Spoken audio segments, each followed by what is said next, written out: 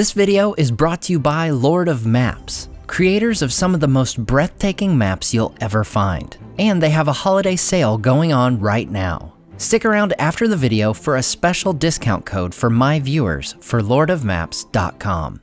It was the greatest city in the history of the dwarves.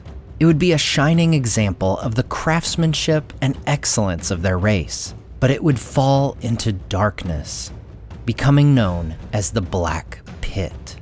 Today on Nerd of the Rings, we cover the history of the dwarven realm of Khazad-dûm, also known as Moria.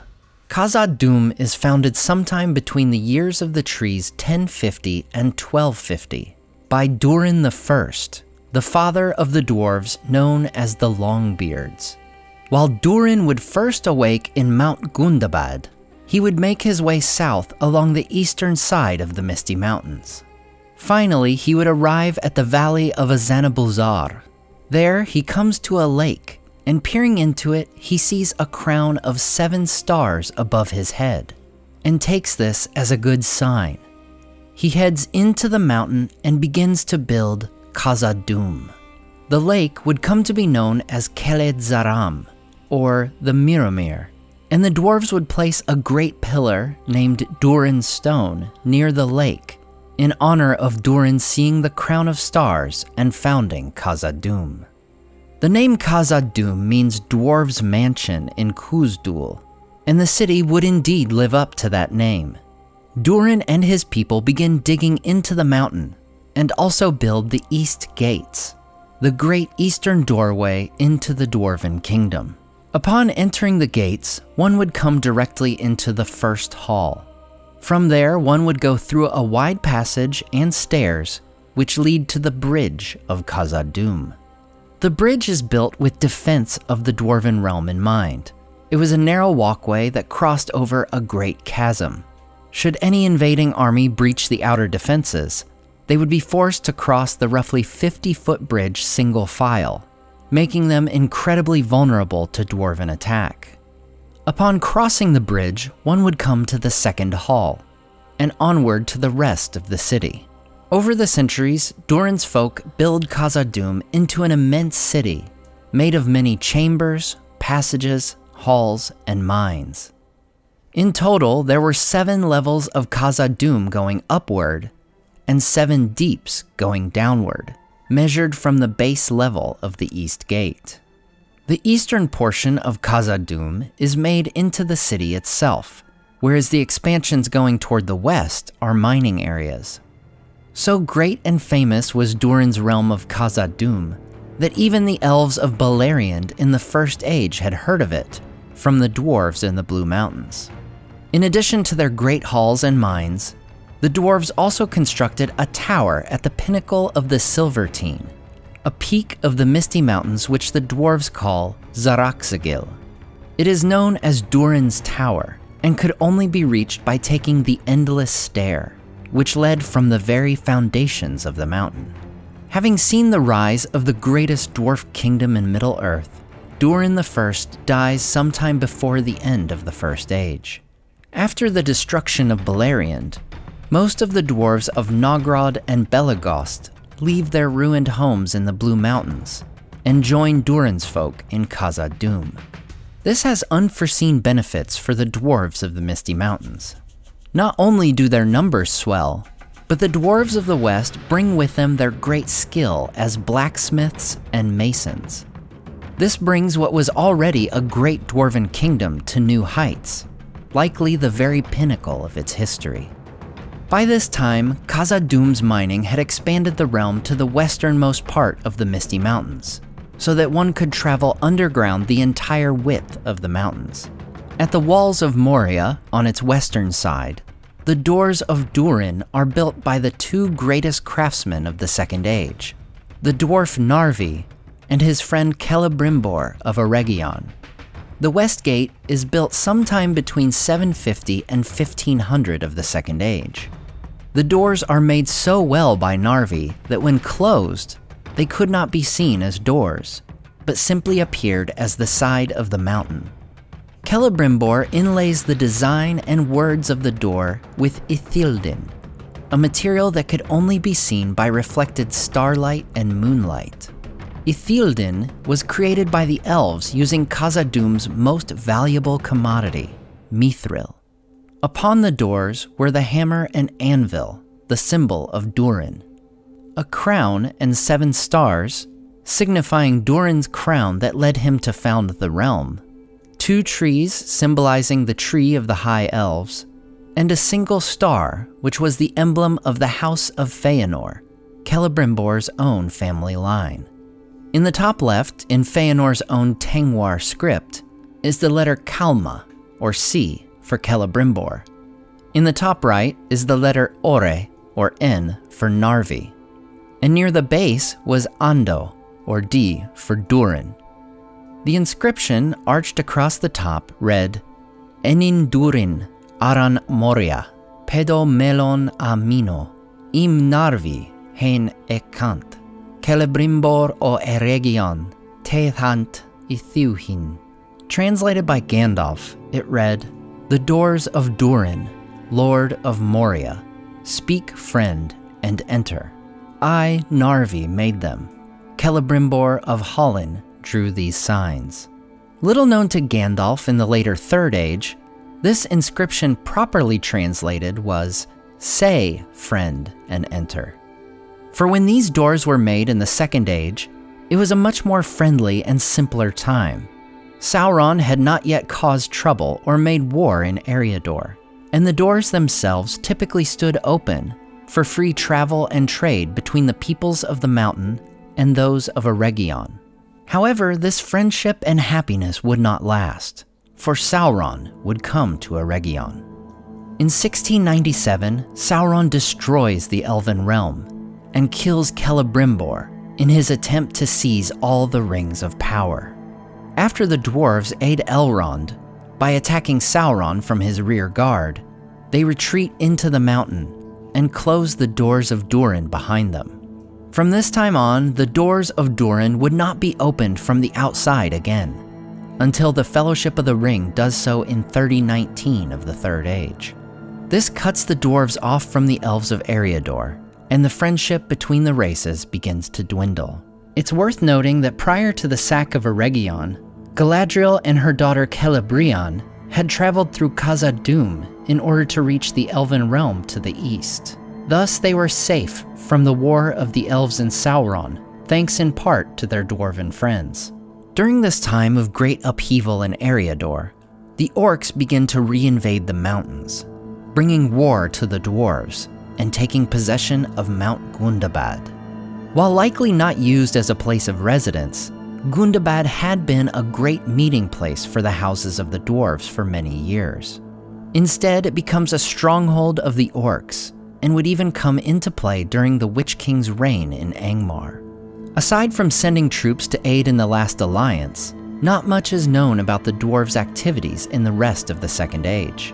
We know that nearly 2,000 years into the Third Age, the dwarves were still mining ever deeper into the mountain for their precious mithril. It is then, in 1980 of the Third Age, that the dwarves' deep delving awakes a Balrog of Morgoth. The Balrog wreaks havoc upon Khazad-dûm, bringing great destruction and killing King Durin VI, earning its name among the dwarves, Durin's Bane. The dwarves would hold on to the hope of maintaining their home until the following year, when King Durin I was also killed. Defeated, the dwarves flee from their great kingdom and make their way to the northeast. Khazad-dûm, the greatest of all dwarven realms, now stood empty and dark, with a nameless terror lurking in the shadows. It is at this time that the elves around Lorien began calling it by its other name, Moria, the Black Pit. For nearly 500 years, the Balrog was the only known creature to inhabit Moria. Finally, in 2480, the orcs begin to raid the treasuries of the dwarves and occupy the levels and deeps of the city. Over 300 years later, the dwarves, having been driven from Erebor by Smaug, come to make war upon the orcs. 3 years earlier, Thorin's grandfather Thror had traveled with a single companion to the east gate and entered the mountain alone. The king was killed by the orc chieftain Azog. The decapitated body of Thror was thrown from the gate, with Azog's name branded upon his head. After Nar brings word to Thrain, the dwarves assemble an army, even calling the other houses of the dwarves to war. The War of the Dwarves and Orcs begins, and is fought almost entirely beneath the Misty Mountains. The dwarves attack and sack all the orc holds they could find, one by one, from Gundabad in the north to the Gladden River in the south. While we don't know much about this underground battle, we know that the dwarves are said to have excelled in combat on their home field of the mines and tunnels. Finally, in 2799, the war comes to an end with the Battle of Azanabulzar. Reinforced by dwarves of the Iron Hills, the dwarves are victorious in a battle that was catastrophic for both sides. In the battle, Dain Ironfoot, with his great red axe, kills Azog. While Thrain wishes to advance into the mountain and reclaim Khazad-dûm, Dain, as well as the dwarves from the other houses than Durin's folk, refused. While the other houses said the city was not of their own fathers, and that they had fulfilled their part by avenging Thror, Dain had caught a glimpse of Durin's Bane, and knew the attempt to be futile. While those of Durin's folk would settle in the Blue Mountains, or return to the Iron Hills, Moria remains a place of darkness. Sometime between 2845 and 2950, Gandalf would enter the city, looking for King Thrain before exiting the West Gate. After the Battle of Five Armies, Durin's folk would not only reclaim Erebor, but the battle would decimate the orcs from the Misty Mountains. In 2989, Balin leads an expedition from the Lonely Mountain in an attempt to reclaim their greatest realm. Thanks in large part to the Battle of Five Armies, Balin's quest is initially a success. They kill a large number of orcs and take control of the eastern halls of Khazad-dûm. They reclaim many lost treasures, including Durin's axe, an heirloom of their people. For 5 years, Balin serves as Lord of Moria. However, on November 10th, 2994, Balin travels alone to the Mirrormere, the very lake Durin himself once gazed upon. There he is shot by an orc archer. Though the archer was slain, it was only one of many. An army of orcs comes up the Silverlode and attacks the colony of the dwarves. The orcs force their way into Khazad-dûm, and a great battle ensues in the second hall. Some of the dwarves are killed in the hall, as the others retreat all the way up to the 7th level. Balin's body is placed in a tomb in the chamber of Mazarbul, the very chamber where he had set up his throne. With their lord dead and defeat drawing near, a group of dwarves, including Owen, make their way to the West Gate. There they find the water all the way up to the walls, and the Watcher in the water kills Owen, and escape is impossible. The remaining dwarves, including Ori, make a final stand in the chamber of Mazarbul. They are overrun, and none survive. Moria would remain silent, and the fate of Balin's colony would remain a mystery until the Fellowship of the Ring passes through Khazad-dûm in January 3019. Though it is of interest to note that at some point prior to the Fellowship, Aragorn had entered Moria for an unknown reason. After escaping the Watcher themselves, the Fellowship makes its way through the western portion of the realm. During their venture, Pippin drops a stone into a well, which falls a great distance until a small plink could be heard, giving us a sense of the immense depth of Khazad-dûm. The sound is answered by a series of hammering noises, almost as if in communication or warning. This leads to Gandalf's "Fool of a Took" rebuke of Pippin.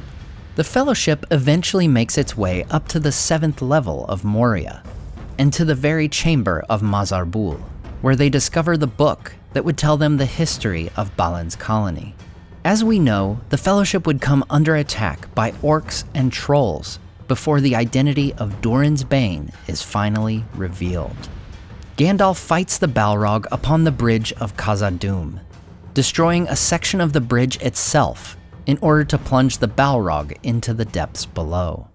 While Gandalf would also fall, the remainder of the Fellowship escapes through the East Gate to the Dimral Dale.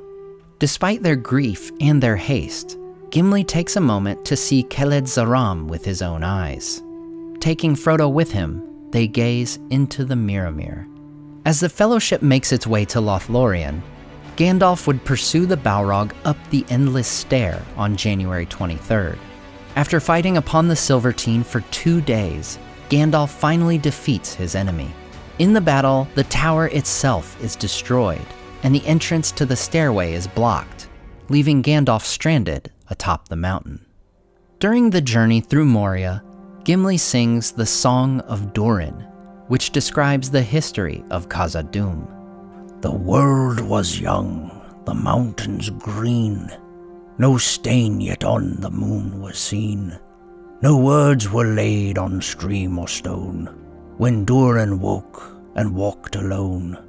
He named the nameless hills and dells, he drank from yet untasted wells, he stooped and looked in Mirrormere, and saw a crown of stars appear, as gems upon a silver thread, above the shadow of his head. The world was fair, the mountains tall, in elder days before the fall of mighty kings in Nargothrond and Gondolin, who now beyond the western seas have passed away. The world was fair in Durin's day.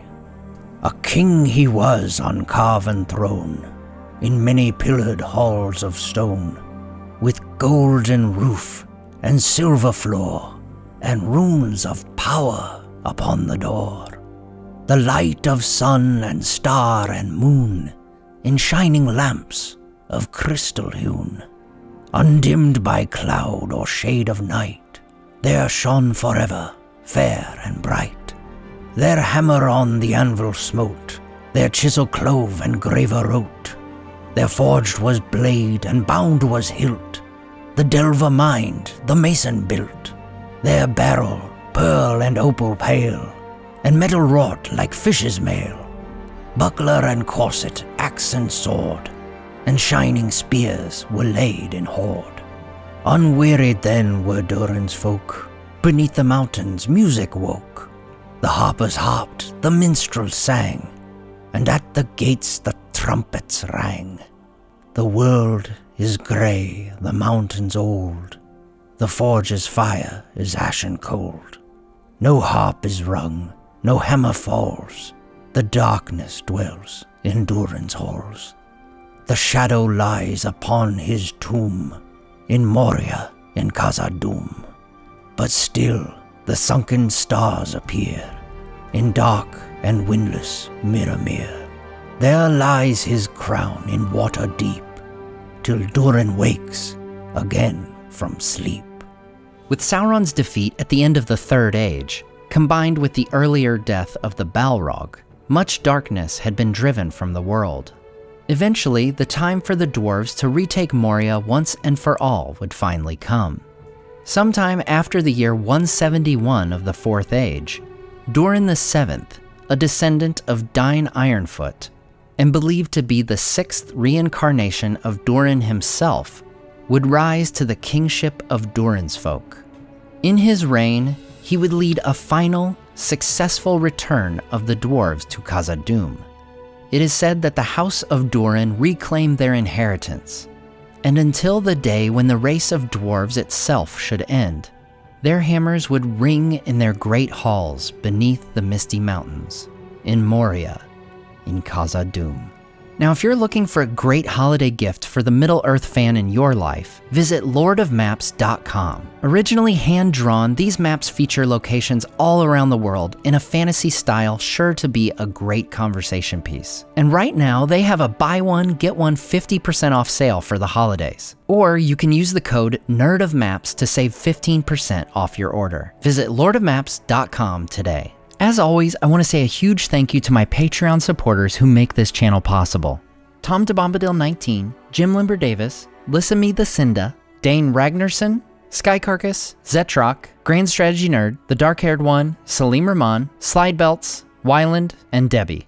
If you enjoyed the artwork in this video, check out the artists in the description and purchase prints of their great work for yourself. Thanks so much for watching, and we'll see you next time on Nerd of the Rings.